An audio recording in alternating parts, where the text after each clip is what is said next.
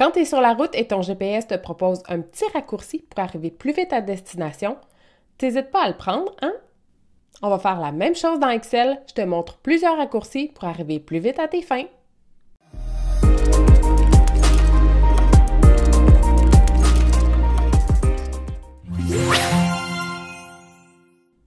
Ici, tu as un fichier avec plusieurs lignes vides. Si tu veux les sélectionner et puis les supprimer tout d'un coup, tu peux utiliser le raccourci F5. Ça t'amène à la fenêtre « Atteindre ». Tu vas cliquer sur « Cellule », ensuite « Cellule vide » et tu fais « OK ». Tu vois que ça sélectionne toutes les cellules qui sont vides dans la partie où tu as travaillé ton fichier. Ensuite, tu peux faire « CTRL-», choisir « Ligne entière » et ça va supprimer toutes les lignes sur lesquelles se trouvaient des cellules vides. Tu vois par exemple que ça nous a fait perdre l'entête. Si je veux revenir en arrière, je fais CTRL-Z. Tu vois qu'on a perdu la première ligne parce qu'il y avait des cellules vides qui étaient identifiées sur cette ligne-là. Donc, si je reprends du début, je fais F5, cellule, cellule vide, je fais OK. Ensuite, je fais un petit repère visuel pour voir s'il y a des lignes que je ne veux pas supprimer là-dedans. Donc, je peux faire CTRL à nouveau parce que CTRL, c'est comme la sélection. Et puis, je vais choisir ma ligne 1 parce que je ne veux pas qu'elle fasse partie de la sélection. Ensuite, je crois que tout est beau. Ces lignes-là, je veux bien les supprimer. Je vais faire CTRL-. L de ligne est souligné. Ça, c'est un autre raccourci dans un raccourci. Si je clique sur L sur mon clavier, tu vois que ma puce s'est déplacée au choix de ligne. Ensuite, je peux faire simplement OK ou cliquer sur Enter et tu vois que mes lignes ont été supprimées.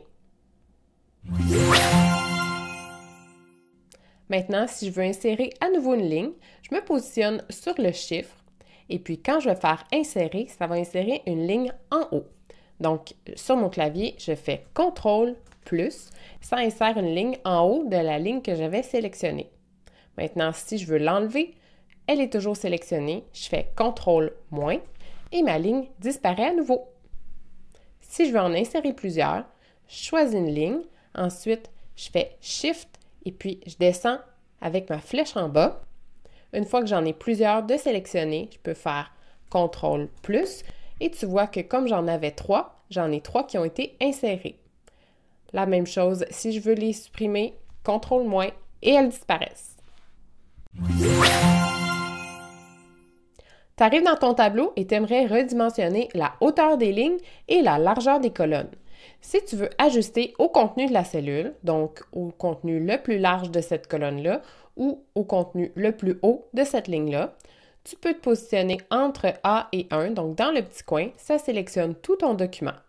Ensuite, tu te positionnes entre deux lettres pour avoir la double flèche, tu double-cliques.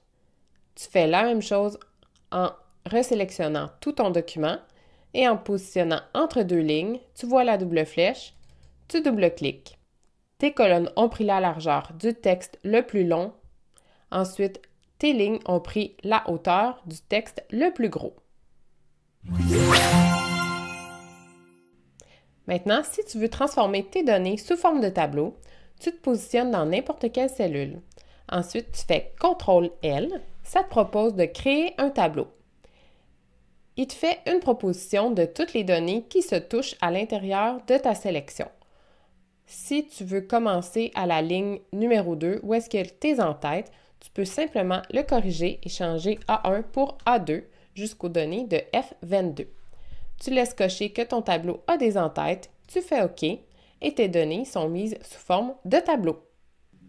Le fait de mettre tes données sous forme de tableau, tu vois que ça a ajouté des filtres à tes colonnes, donc tu peux faire des recherches à l'intérieur de chacune de tes colonnes. Si tu ajoutes des informations supplémentaires, par exemple une nouvelle colonne de remboursement, tu vois que ça va ajouter une colonne avec la même mise en forme que le reste de ton tableau. Si tu insères une formule, par exemple égale le montant moins 5 $, on fait Enter, tu vois que la formule s'est répliquée sur toute ta colonne. C'est les principales fonctionnalités de mettre tes données sous forme de tableau. Si tu préfères simplement ajouter des filtres à tes colonnes, tu peux te positionner dans tes données et tu fais CTRL-SHIFT-L. Tu vois que les titres de tes colonnes ont une petite flèche qui est apparue et tu peux également utiliser les filtres. Quand on parle des polices d'écriture, il y a quelques raccourcis qui sont intéressants à connaître. Si tu veux transformer ton texte en gras, tu fais CTRL-G. Si tu veux le mettre en italique, CTRL-I. Si tu veux le souligner, c'est CTRL-U parce que c'est en anglais underline.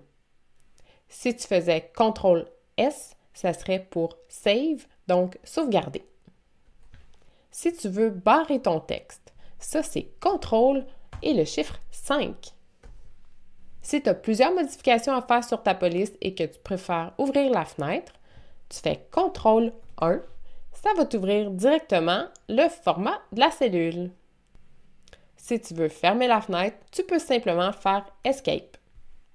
Maintenant, si tu veux augmenter ou diminuer la taille de ta police, tu peux te positionner dans ta cellule, tu fais CTRL-1 pour accéder au format de cellule.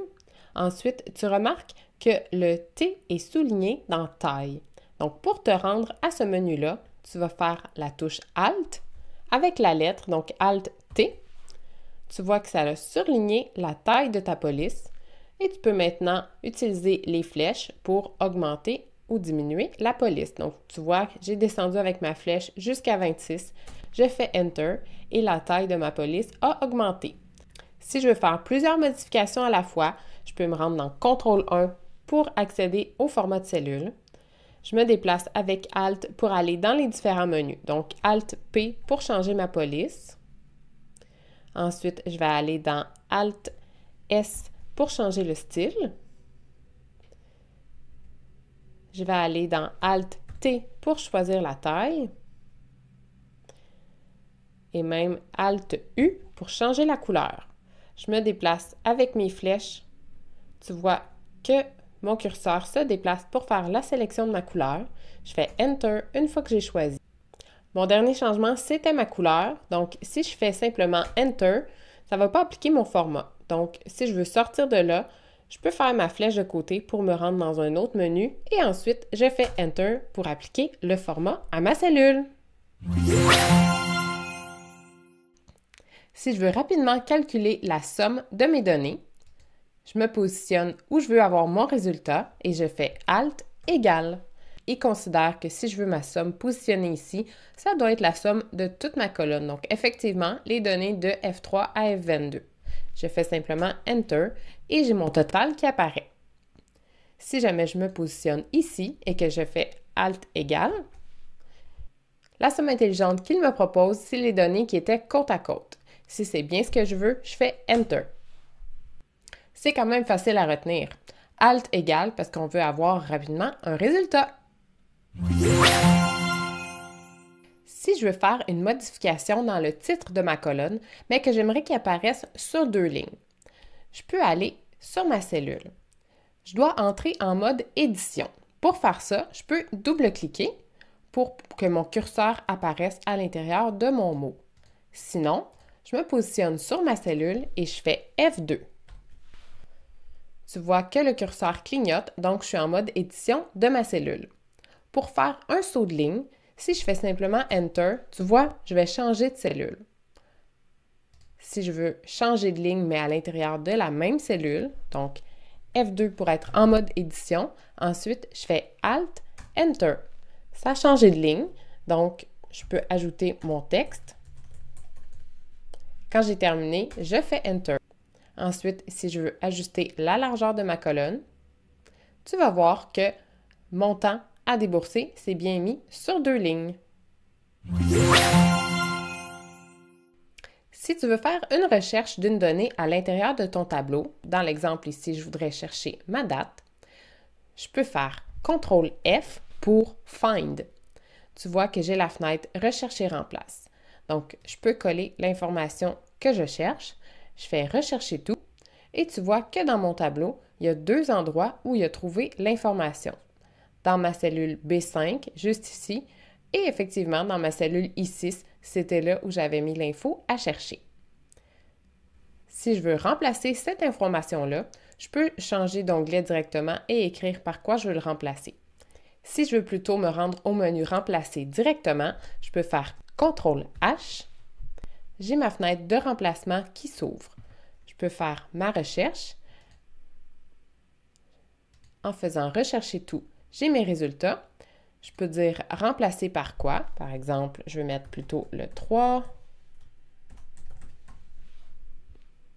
Et je peux faire remplacer si je veux y aller une occurrence à la fois, ou je peux faire remplacer tout si je veux tout changer dans mon tableau. Si tu veux naviguer dans ton tableau, tu peux te déplacer avec les flèches de déplacement. Tu te positionnes dans ton tableau et si tu fais CTRL flèche en bas, tu te rends tout au bas de ton tableau. Même chose, CTRL flèche à gauche, tu te rends complètement à gauche de ton tableau.